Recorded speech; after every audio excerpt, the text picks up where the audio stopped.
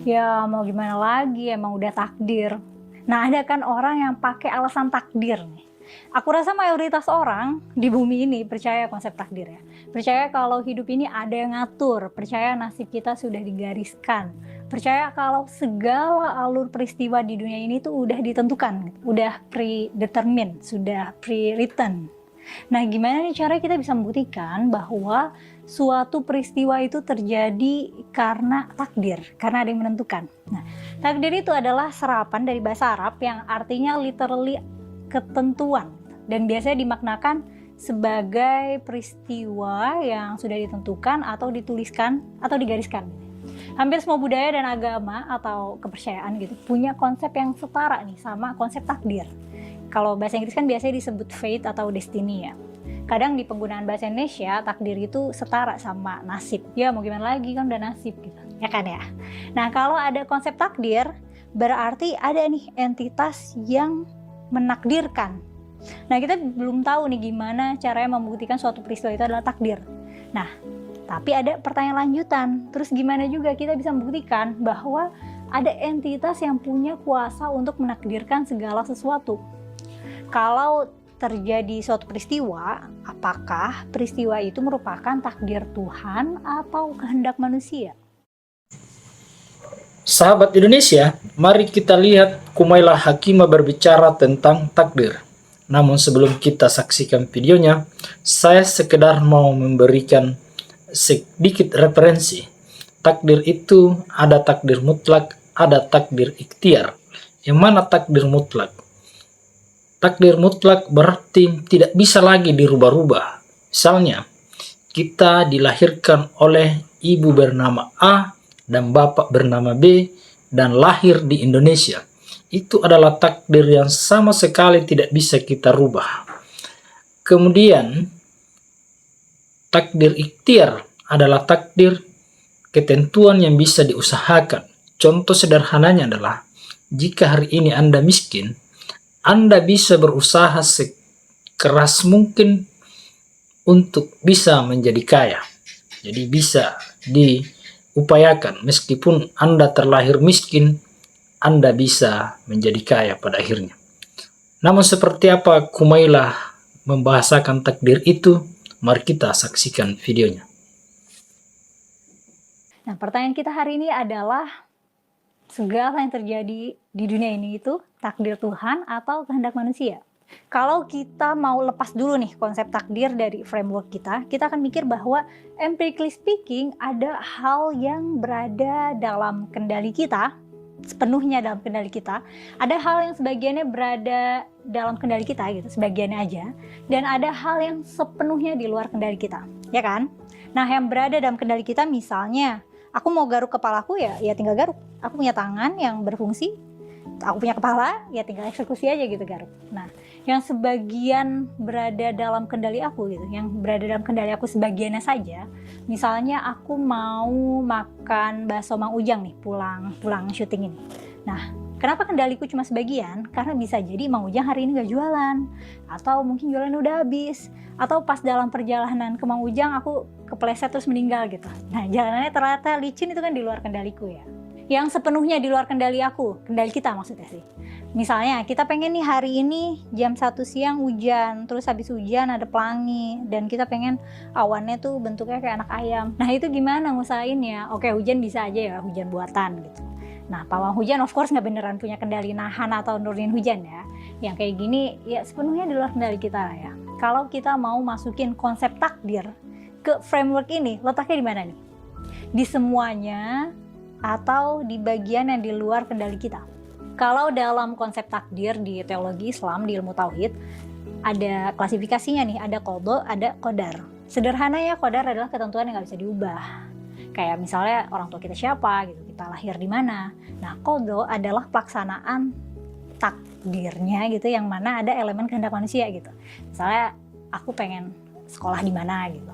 Nah simpelnya takdir yang bisa diubah tergantung tindakan manusianya lah. Nah makanya manusia diajarkan untuk ngambil keputusan yang baik gitu, untuk jadi orang baik dan sebagainya, karena manusia dianggap punya kehendak. Nah itu secara konsep nih. Terus gimana cara kita membuktikan bahwa suatu peristiwa itu takdir, bahwa suatu peristiwa itu sudah ditentukan gitu, sudah ada yang nentuin. Nah, konsep takdir itu nggak bisa dibuktikan dan nggak bisa juga dibuktikan salah atau difalsifikasi. Karena kalau kita pakai konsep takdir, apapun outcome dari suatu alur peristiwa tetap aja nggak bisa membuktikan atau memfalsifikasi. Misal aku jalan ke supermarket, di dalam perjalanan aku ketemu anjing liar, apakah itu takdir? Kalau pakai konsep takdir, ya bisa aja takdir. Tapi kalau dalam perjalanan aku ketemunya sama kambing, apakah itu jadi bukan takdir? Ya kan nggak gitu. Nah itu, apapun yang terjadi secara konsep nggak bisa dibuktikan sekaligus nggak bisa dibuktikan salah. Sebenarnya suatu peristiwa itu ya sesederhana konsekuensi dari peristiwa yang sebelumnya. Misalnya aku adalah anaknya bapak ibuku ya karena mereka bikin anak dan hasilnya aku gitu. Rambutku hitam karena ini sifat yang menurun di keluargaku gitu. Chance rambutku hitam ya mungkin 100%. Dan sebagian besar orang Indonesia aja gitu. Nah aku sekarang pakai baju ini karena sebelumnya bajunya aku pakai dulu gitu. Kalau kamu lulus ujian yang ada passing grade-nya, yaitu karena kamu bisa jawab soal ujiannya dan seterusnya dan seterusnya. Nah konsep takdir itu ada di mana letaknya di peristiwa-peristiwa ini? Mau kita pakai konsep takdir ataupun enggak, faktanya alur peristiwa adalah rantai konsekuensi. Sekebetulan apapun sesuatu itu terjadi, ya karena probabilitas itu untuk terjadi enggak nol, tetap itu merupakan dampak konsekuensi entah itu dari perilaku kita atau manusia lain atau dampak hukum alam gitu. Sebuah kebetulan yang kayaknya ajaib banget bisa terjadi, kayak misalnya tahu-tahu nih Brad Pitt lewat depan rumah aku, bagi-bagi duit 1 miliar, ya kan nggak mungkin ya. Tapi secara probabilitas mungkin nggak? Iya bisa aja ada skenario di mana Brad Pitt lagi di Jaksel bagi duit gratis gitu. Kalau misalnya aku berharap yang lewat depan rumah aku Michael Jackson, ya itu kemungkinan nol, nggak mungkin ya, nggak mungkin terjadi.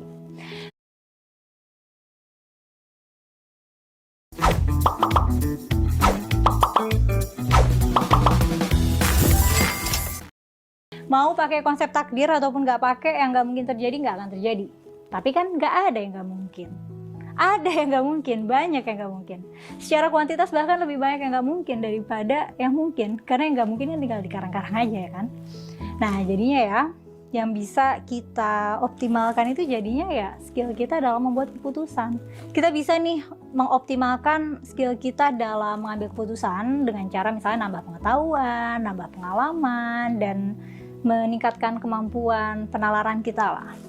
Sebelum ambil keputusan kita udah bisa nih proyeksikan dulu nih risikonya gimana, benefitnya gimana, dan seberapa cost gitu atau seberapa banyak effort yang harus kita keluarkan untuk mengoptimalkan hasil. Dan jangan lupa juga untuk identifikasi hal yang di luar kendali kita atau hal yang nggak bisa kita prediksi outcome-nya. Kalau misalnya outcome-nya di luar prediksi ya berarti ya mungkin ada yang miss, mungkin variabel yang kita pakai untuk mempertimbangkan itu masih kurang karena sebelumnya nggak ketahuan gitu. Wajar kalau kita nggak tahu cukup banyak hal untuk memprediksi dengan akurasi 100% gitu ya. Karena kita, apalagi kalau kerjanya perorangan, nggak mungkin bisa tahu segalanya, kecuali buat hal-hal yang formulanya udah ada dan baku gitu ya, hukumnya udah ada.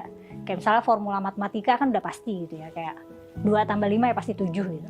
Ya pokoknya apapun hasilnya, apapun dampaknya, apapun dampak konsekuensinya tetap nggak bisa memvalidasi takdir itu berlaku, itu konsep takdir itu berlaku.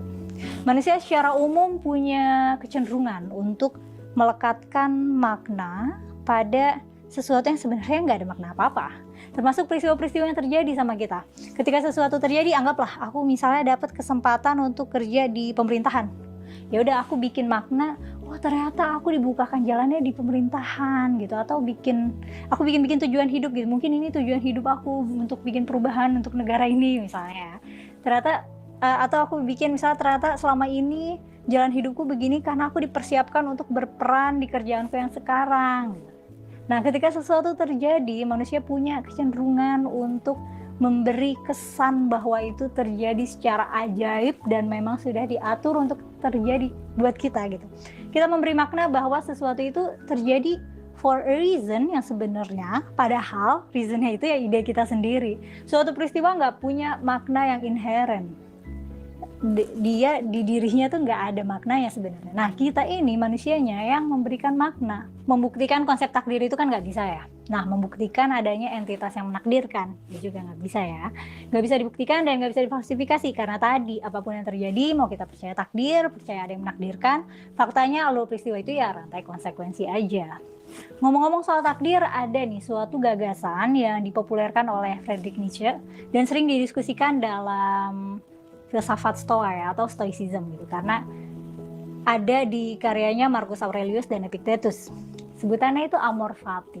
Frasa Latin yang secara literal maknanya adalah mencintai nasib atau mencintai takdir. Nah, biasanya didefinisikan sebagai sikap menerima atau embrace apapun yang terjadi di kehidupan kita.